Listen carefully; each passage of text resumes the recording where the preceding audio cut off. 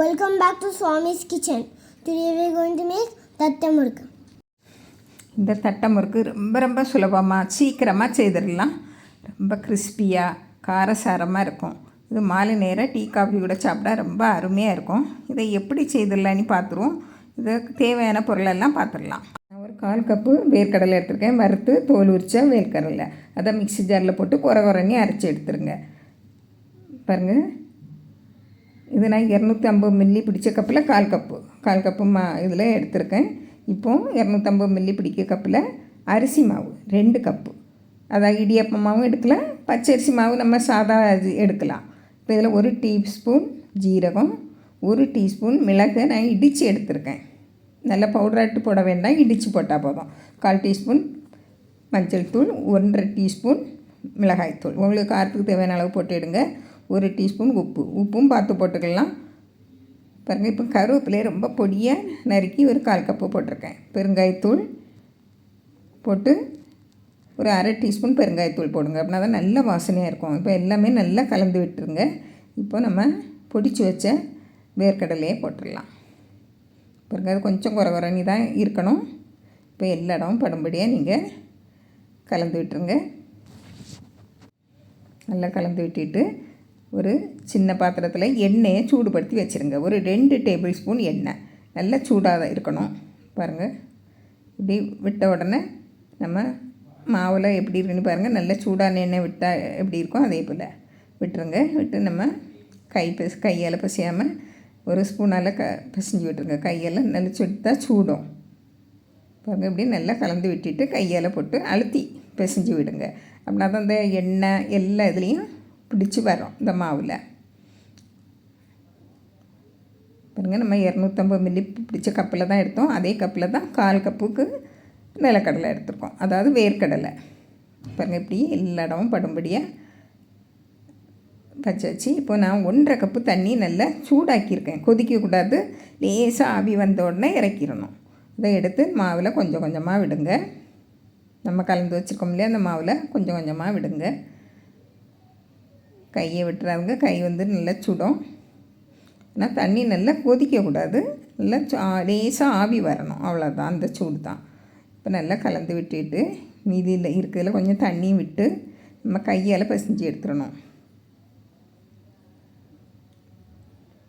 இப்போ தண்ணி காணலைன்னா நம்ம இப்போ மீதி இருக்க தண்ணி நல்லா ஆறிடும். அதை கொஞ்சமாக தெளித்து நீங்கள் நல்லா கெட்டியாக பசிஞ்சு எடுத்துருங்க. நம்ம முறுக்குக்கு புளியதோட முறுக்குக்கு நம்ம நல்ல மாவு பசியும்ல, அதோட கொஞ்சம் கெட்டியாக இருக்கணும்.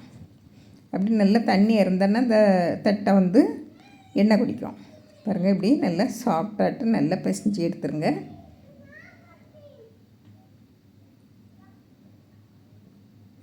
பாருங்கள், இப்படி இருக்கணும். அழுத்தி பாருங்கள், கொஞ்சம் கெட்டியாக தான் இருக்கணும். முறுக்கு மாவோட இது கொஞ்சம் கெட்டியாக இருக்கணும். இப்போ இதை எல்லாம் நல்லா இப்படி உருட்டி பாருங்கள், அதிகமாக வெடிப்பு இல்லாமல் இருக்கணும். அப்படியே நல்லா சாஃப்டாக பசிஞ்சு விட்டுருங்க.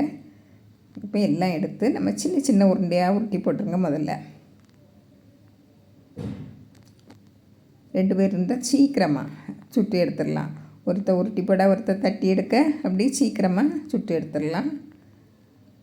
பாருங்கள், இப்படி உங்களுக்கு எவ்வளோ பெருசாக சுடணுமோ அதை எவ்வளவு சுட்டு எடுத்துருங்க, உருட்டி எடுத்துருங்க.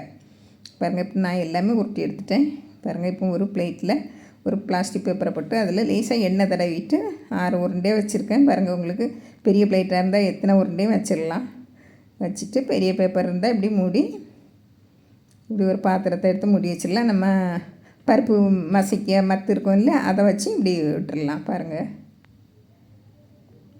பேப்பரை திறந்து பாருங்கள், அழகாக ஒட்டாமல் வரும். லேசாக எண்ணெய் தடவினாலே போதும். இப்போ கொஞ்சம் அழுத்தி விடுங்க. கொஞ்சம் மொத்தமாக இருந்தாக்கி அதை லைட்டாக ஃப்ளாட் பண்ணி விட்டுடலாம். பாருங்கள், இப்படி ஒரு ஃபோர்க்கால் நம்ம இப்படி குத்தி விட்டுருங்க. அப்படின்னா தான் இது பொங்கி வராமல் இருக்கும். அதாவது பூரி நாங்கள் உப்பி வந்துடும். அப்படி உப்பி வந்தால் நம்மளுக்கு பொரிஞ்சு வராது. பாருங்கள், இப்படி எல்லாமே போட்டு நம்ம எடுத்துட வேண்டியதுதான். பாருங்கள், எப்படி இருக்குன்னு இந்த அளவில் இப்படி எல்லாம் ஒரே அளவாக தட்டி விட்டுருங்க. இப்போ நம்ம எண்ணெயை நல்லா சூடாக இருக்கணும். ஒரு துண்டு போட்டு பாருங்கள், நல்லா பொரிஞ்சு வந்துடணும் உடனே. இப்போ இதில் போட்டுடலாம்.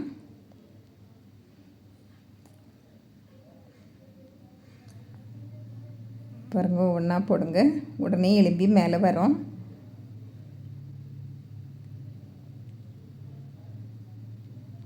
பாருங்கள், ஒரு நிமிஷம் ஆன பிறகு தான் நீங்கள் திருப்பி விடணும்.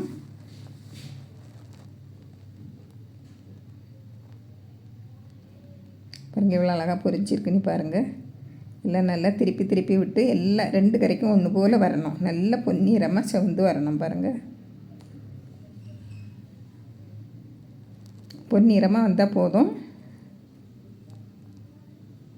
ப்ரௌன் கலரில் வந்துடக்கூடாது. இந்த நேரத்தில் நம்ம எடுத்துடலாம். எடுத்து வெளியே வச்ச பிறகு நல்லா கிறிஸ்பியாக ஆயிரும். நல்லா கொஞ்சம் நிறமும் மாறி வந்துடும்.